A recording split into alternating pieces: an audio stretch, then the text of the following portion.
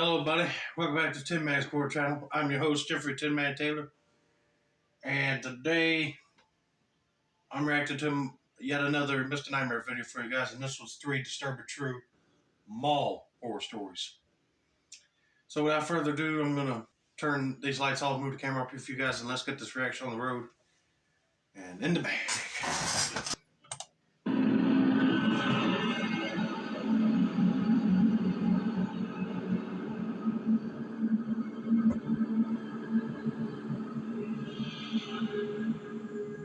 For the past 3 years or so, I've worked as an overnight security guard at a mall. It used to be that the mall didn't require an overnight person, but vandalism started to become a problem.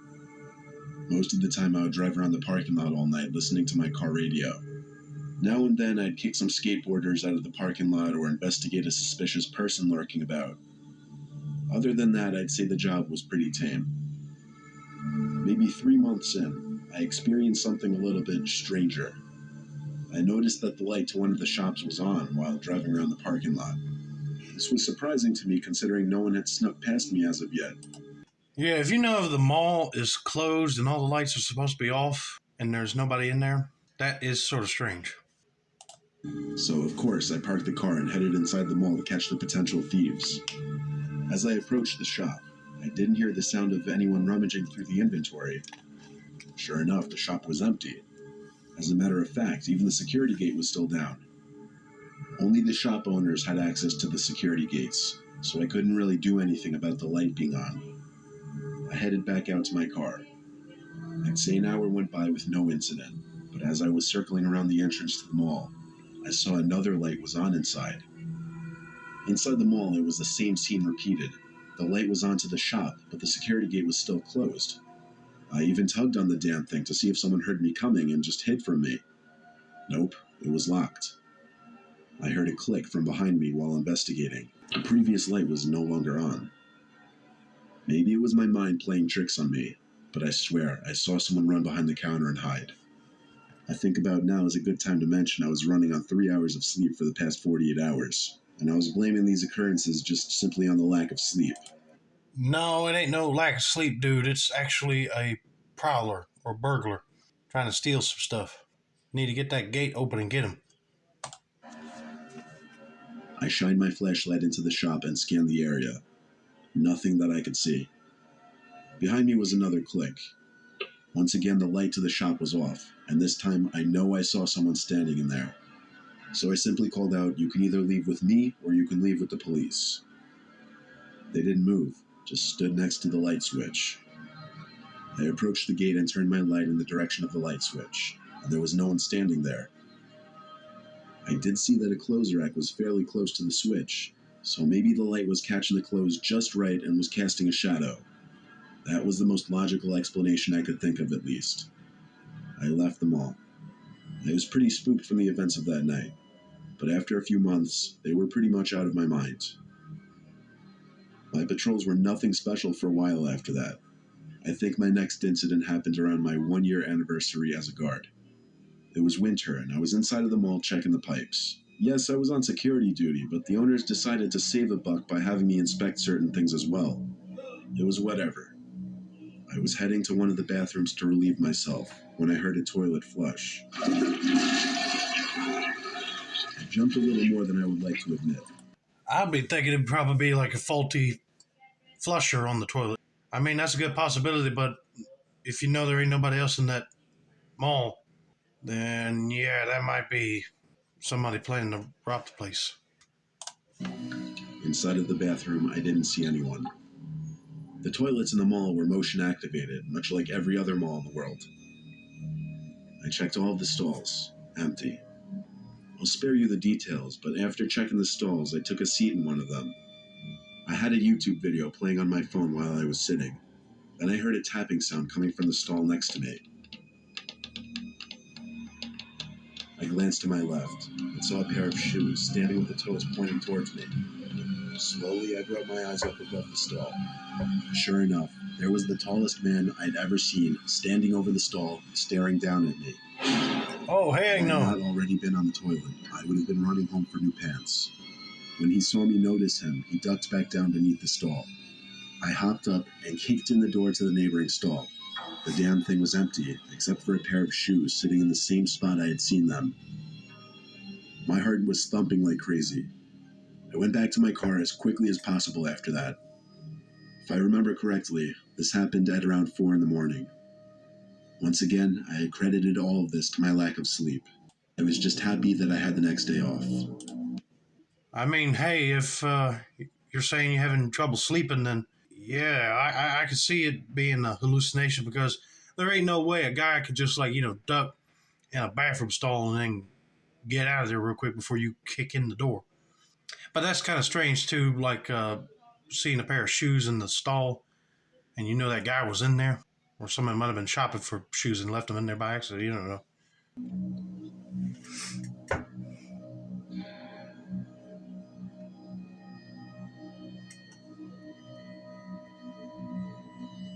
My friend and I once went to the infamous abandoned Rolling Acres Mall in Akron, Ohio. I'll call my friend Jake for this story for privacy reasons. We went at like 11 o'clock at night on a Wednesday night, since we didn't have school the next day. We snuck in through some door which had been jammed in by previous visitors. It was completely pitch black in there, obviously. We turned out our flashlights for a few seconds just to really take in how dark it was. We explored the lower level, then went up to the second level by climbing up an escalator. That would be cool to do. Go in an abandoned mall and explore it. But I'd be mad if people did this right here and just graffitied the darn place and take some stuff that don't belong to them. As we were shining the flashlights into old closed-off stores, we heard a bang-like sound come from further down this upper level. I got scared and asked Jake if it could be security or cops. He said he doubted it, probably just more people like us exploring. But we did still try to move in the opposite direction from the sound, just in case. We were right by the JCPenney in the mall, when we heard another similar bang-like sound like from before, this time louder and closer.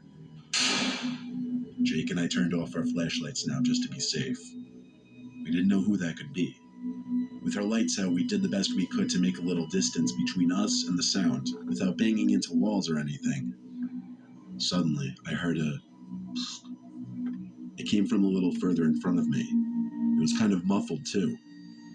So I assumed it was Jake calling me ahead. I kept hearing him going, psst, psst. So I kept following the sound of it. When I got close enough, I whispered to Jake, "Where do we go now?" He didn't answer. So I started feeling around for him, and I found what I believed to be his shoulder. Only the fabric of the jacket I felt did not match the fabric of the coat I knew Jake was wearing. I turned on the flashlight and screamed when I looked up and saw the person I was holding onto wasn't Jake, but rather some tall guy wearing a beanie and a face mask. The man grabbed me and put me in a headlock as he tried dragging me. Jake came out from the darkness and landed one clean punch to the man's face, which gave me just enough time to take off as he let go of me. Jake and I ran to the same place we came in from. When we got outside, we continued running until we got to the car. We didn't stop to catch our breath just yet, though. Jake booked it out of the abandoned parking lot, and only then did we feel relief. I gave Jake a firm handshake as I laughed and caught my breath, thanking him for potentially saving my life. If that guy was wearing a ski mask over his face to cover his identity, he's probably in there to grab people that were exploring the place to either kidnap him or murder him. Or he might be a potential robber, but I don't know what would be of value to take in an abandoned mall. But I am glad his friend came around the corner and just whacked him in the face.